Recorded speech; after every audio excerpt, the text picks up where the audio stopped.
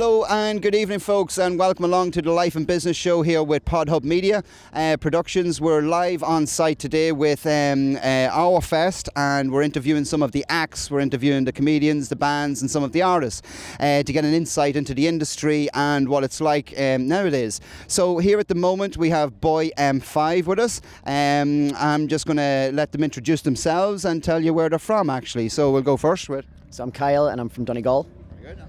Jamie, Derry. Nigel from Donegal. From Donegal, right, so Derry, Donegal type area, all right. And so how long have you guys been together? So Boy M5 as an actual act has been around for about 5 years now, but this current lineup, this is pretty much our first real gig. The Mooney stage down there, the guy that was named after was actually a member of Boy M5, and he passed away a few years ago. So we had a bit of a down period, but now we're back and flying. Very good, very good. So you're out touring and gigging at the moment? Yeah, we're working away, working on an album at the minute as well that'll hopefully be released end of this year, start of next year. Very good. So album at the end of this year. Great.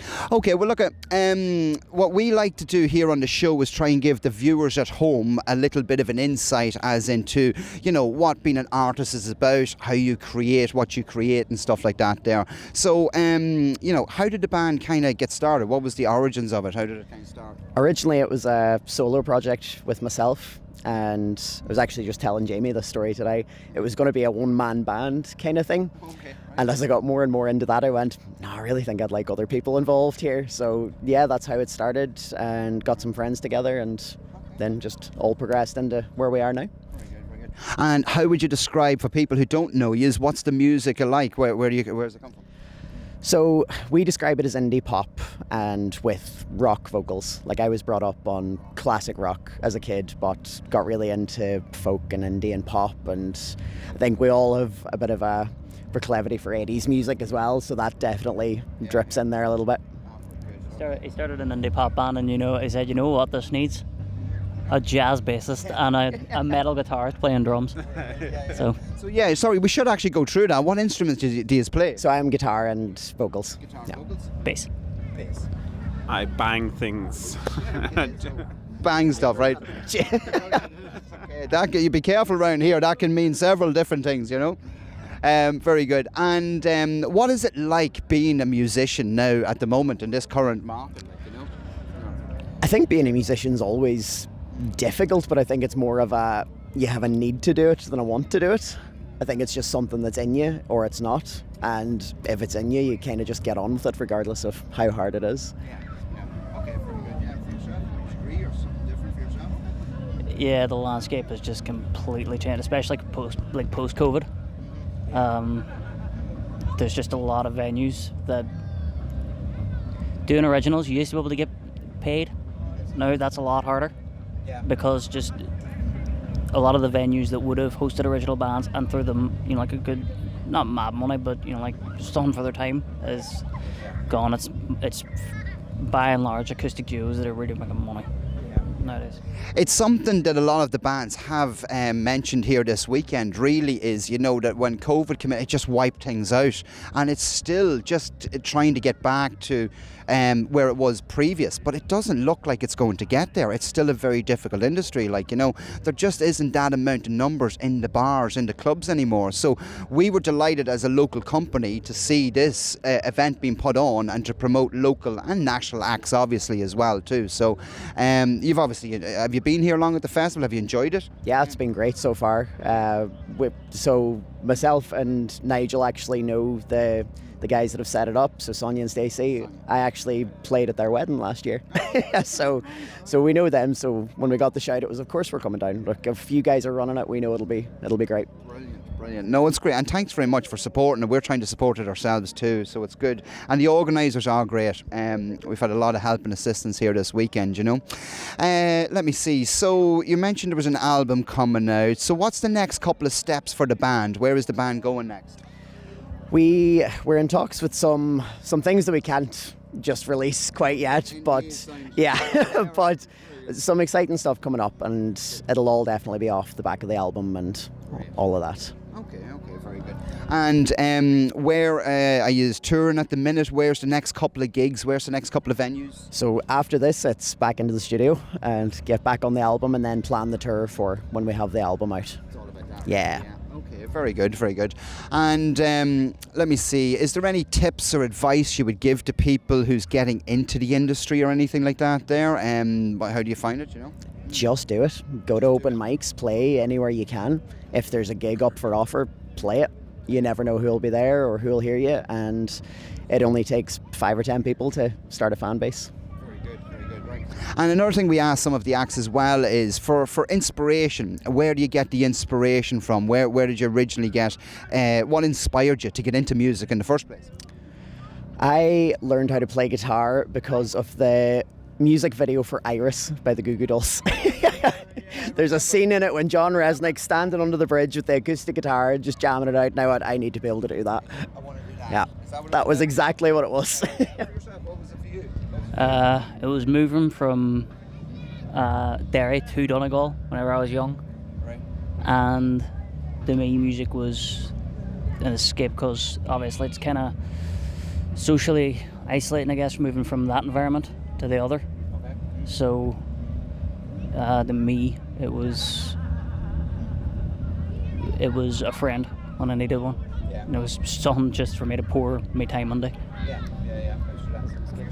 Yeah. Look, I think I've had a long association with music. I was gonna say it in a nicer way that I've been involved in music for probably, I would say, probably the guts of 18 or 19 years at this stage now. I've been involved in music. I've been involved since.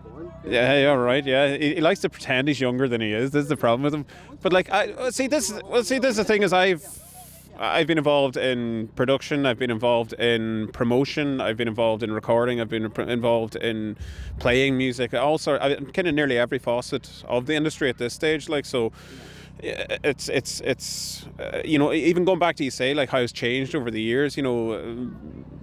For me, I've seen it at all sorts of levels. I've seen it at high levels. I've seen it played in front of 10 people. I've hosted gigs in front of 10 people. I've done sound in front of 10 people. But on the flip side of it, you get bigger events, you get smaller events, you enjoy every bit of it. So even in terms of inspiration in it, you take inspiration from the people that are within the scene. It's not even just, this was my favourite band growing up, this was my favourite artist, this was my favourite producer, this was my favourite festival, you take inspiration from, you see a small band starting out playing, opening up a stage at a festival, you go, they're really good, that's the sort of inspiration I take, and even being involved in production, being involved in promotion of events, doing sound for gigs, you see different bands, you see different artists and how they carry themselves, and you take inspiration from that. I remember I was about 17 or 18 years old, and I opened up a gig for Pat McManus, who was formerly Mama's Boys, who were fairly big in the 80s in the sort of the British heavy metal sort of scene. And I remember opening up for Pat and him saying, it doesn't matter if it's 300 people you're playing in front of or 3 people. It only takes that one person to notice you. It only takes that one right person to be in that room that knows the right person in the right part of the industry to say, listen to these guys. And it's a tough business to be in at any level, whether you're the duo playing in the pub or the main act at a festival. It's a tough business, it's a dog eat dog business. So you take every little bit of inspiration, you take every little bit of heart from, whether you're playing in front of 30 people or whether you're playing in front of 300 people, you give it all and you just enjoy it, because we don't have a lot of time to be doing this, so you enjoy it while it lasts. That's the way I look at it. Very good, excellent. No, very well said. That's the type of insights we do like to give to the viewers at home and stuff like that there. You need to hear that if you're trying to break into an industry, to really understand. Don't go in with your eyes closed. Isn't that what they used to say? Not there? Yeah, absolutely. So it's you guys that have been around the industry for years, you're artists in your own rights and stuff like that there, and to impart some of that knowledge to people at home to go, oh right, never would have thought of that, because they're looking at the industry from the outside, and when you get into it, you know yourselves, it's a different type of area altogether. Very good. So where are some of the venues that you actually like to play and stuff like that there? Have you played in a few venues? Where are some of the special venues to play? So there's one venue in Letterkenny that I think we always quite enjoy doing stuff in, which is the Cottage, and it's just this tiny little pub. It is a cottage, that is what it is, but the vibe in there is just fantastic. But we've played everything from those tiny bars to the bigger venues, and we've done the Avocado Rocks in Dundalk quite a few times, so that's always a great night. Mad night, but a great night. Brilliant. Do you have a favourite venue or anything like that there? Or, favour over one over the other? No, not particularly. I think every venue, every space that you go on, they typically has its own kind of mojo, something that makes it appealing. Yeah, you might like the variation of venues then, is it? Yeah. For you around that there. What about yourself? You've been around for a while. I've seen all sorts of venues as well. You know, at the end of the day, look, I don't want to take this off you every time. As he says, the Cottage in Letterkenny, the Central Bar in Letterkenny is two favourite venues of mine. I love. I would say, Jesus, I've played that many. The Nerve Centre is fantastic. It's a great spot in Derry. Also, Coulter Lunnycannon in Derry. It's an old church that was converted into a venue. Just beautiful, absolutely beautiful. A huge room when it's filled up. It's fantastic. Some of the venues I played down around Dublin, Waterford, Kilkenny. What do you call it? Ryan's Bar, the back room in Kilkenny and Ryan's Bar. It's an old little traditional pub as well. They've got a little back room venue. Beautiful spot as well. So, oh God, I have so many. Rushing Duff and Galway as well. Like is another favourite. So you could go on here all day for some of the venues I've played in over the years. So that's yeah. What is it about them venues? Is it acoustics? Is it atmosphere? Is it staffing? What is like a lot of people said here today? Staffing. Staffing plays a big part. Staffing plays a big part in most venues. I again, being involved in production and things, being involved in doing sound, you'd like to be approachable when you go into somewhere. When you're a band going in there, you like to have an approachable sound man. You like to have an approachable bar staff manager, venue manager, artist liaison. No matter what you're dealing with, you like to have someone that's approachable. So, some of those venues that I've mentioned, generally the people in there are really nice to deal with, whether it is a sound man or a venue manager, artist liaison, a booking manager or anything like that. If the person's approachable, it becomes memorable. That's Very good. Right. Excellent. And come here, just for a bit of inspiration for people at the moment, I'd like to ask, what are you listening to at the minute that's even not in your own genre? What are you listening to at the moment? What's the top two you're listening to? Meatloaf. And do you know, I was listening to Sam Fender last night. I was watching one of his live shows that he did in Germany, and just phenomenal. I've recently fallen in love with an album called Love Heart Cheat Code, I believe, by a band called Hiatus Coyote. And kind of neo-soul, funk, hip-hop flavoured stuff that's just really cool. Oh yeah, well, here we go again. Oh, sure, why not? What's the crack? Yeah, no, I think you find me listening to anything. You could find me listening from 80s hair metal to 2000s pop music. I could genuinely. I do love a bit of Creedence. John Fogerty is a bit of a hero as well. The amount of people say, "I didn't know you were into country." I'm like, I have to fight them over that one. Country's where I draw the line. But what I'm listening to, Jesus, whatever takes me any day. But I listen to a lot of Irish bands. Again, being involved in the industry, you get to meet other bands and get to work along with other bands. So there's a band from Belfast that really took my ear, Junk Drawer. They're a phenomenal band. There's a band that is now Belfast based with members kind of scattered all over the place to a recording project at the minute. And a lot of it's in tribute to a friend that died as well. Angus Free Lawrence, who died, who went under the name of Shaman Deli, who was a phenomenal, absolutely outstanding electronic music producer. So a lot of the stuff that's being produced now by this band, it's spelled H capital H, but it's pronounced like so.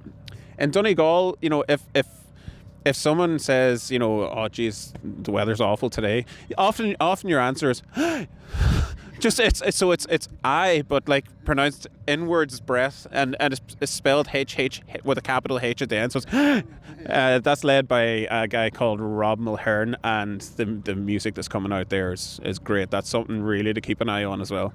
Very good, excellent. I feel like there's some other local bands as well that we would. It would be awful if we didn't mention them. Like there's the Afades in Donegal, who are just they're what, 18 now? Unbelievable. Now, we've seen that here at the festival. There has been some young bands on, and they're incredible artists that they are. They can really play. Yeah. And then there's Tramp and Derry, who are just... Arn as well. Arn, yeah. Really, like, really there's good. so much good local music everywhere at the minute. Yeah, And Clyda as well, the young band, again, even younger, about 16. And they came to see us at Stendhal last year.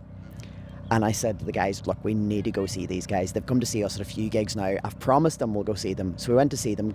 Didn't know what to expect. Blew us away. 16-year-old kids playing. It would be metal, really, wouldn't it? And I would say like a kind of weird shoegazy post. yeah, but it was Yeah. just phenomenal for What's that, 4 or Seventh 5 Heaven? kids. Like, Seventh Heaven as well. yeah, and Seventh Heaven as well from Derry. They just released their first single, and really, again, 15-year-old band. And it's watching these guys now and going, like, when we were that age, we weren't able to do half the stuff they're able to do now. Yeah. But I think we as a band, yeah. We weren't doing that at their age. But I think we as a band try to help them as much as we can. So, like, they come and ask us for advice, and we go, right, go and do this, and go and talk to this person, and... Well, you see, they're the exact type of guys that's sitting at home, right? It's the next version of them who are 13, 14, just before they're getting into this, maybe a little bit younger. And we hope that they're going to see interviews like this here and go, all right, well, that's their inspiration. That's what it's like to be in the industry. And it won't put them off, and it'll inspire them, and they want to get into it, you know. So, listen, guys, it's been absolutely fabulous talking to you today. You've been really, really nice. So if people want to book you and get you in their venues, where can we find you to book you? Facebook, Instagram, TikTok, boy.m5. Boy.m5, okay. Really good. Thanks very much, guys, for your time. Really appreciate it and that there. Thank you very much. Thank you very much. And thank you very much. That was good, guys.